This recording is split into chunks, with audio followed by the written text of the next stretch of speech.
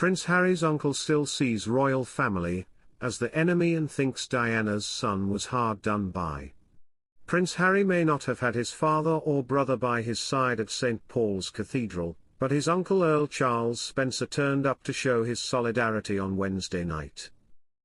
The pair joined forces for a special service to mark the 10th anniversary of the Invictus Games.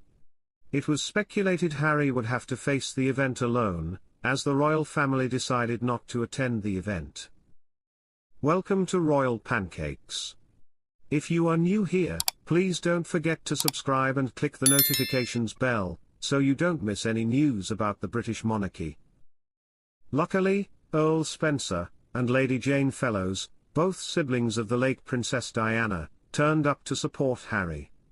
Royal expert Tom Quinn believes the show of solidarity speaks volumes about where their loyalties lie.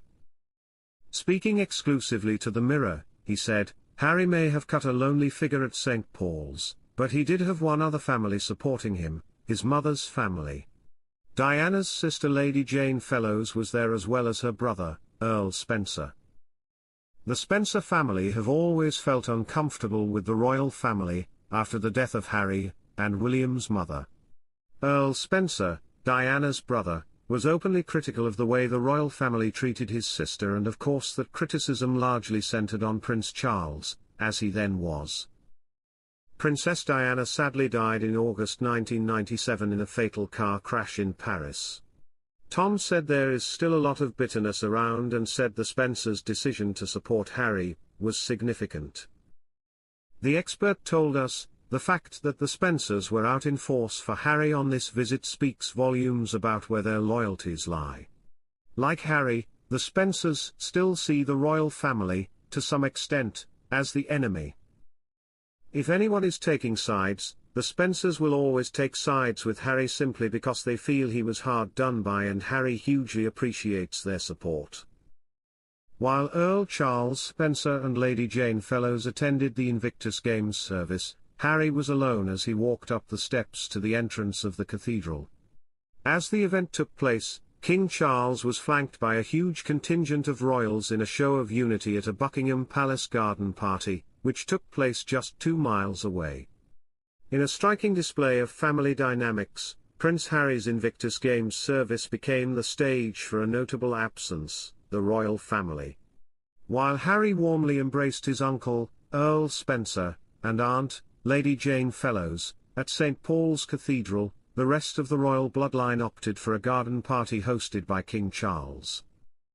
Former BBC royal correspondent Michael Cole highlighted the significance of this divide. He emphasized that the Spencers and the Windsors have never shared a close bond, according to Daily Mail. According to Cole, the rift dates back to Princess Diana's father, Earl Johnny Spencer, who initially advised against her marriage to Prince Charles.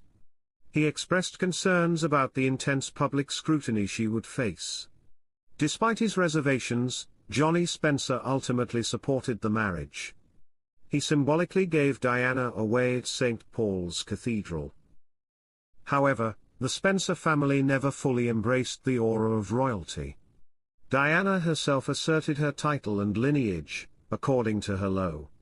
The tensions between the families escalated during Diana's tumultuous divorce from Prince Charles. The Spencers naturally sided with Diana.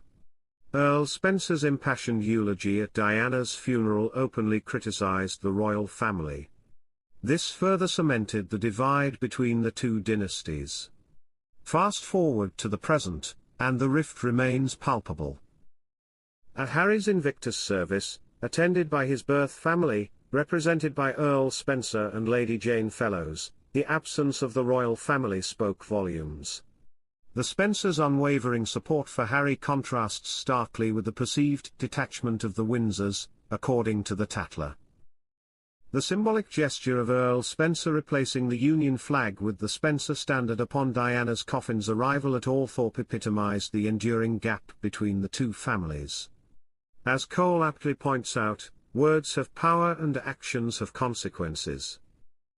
Prince Harry's criticisms of his Windsor family have only served to deepen the chasm, with his birth family providing a steadfast counterbalance.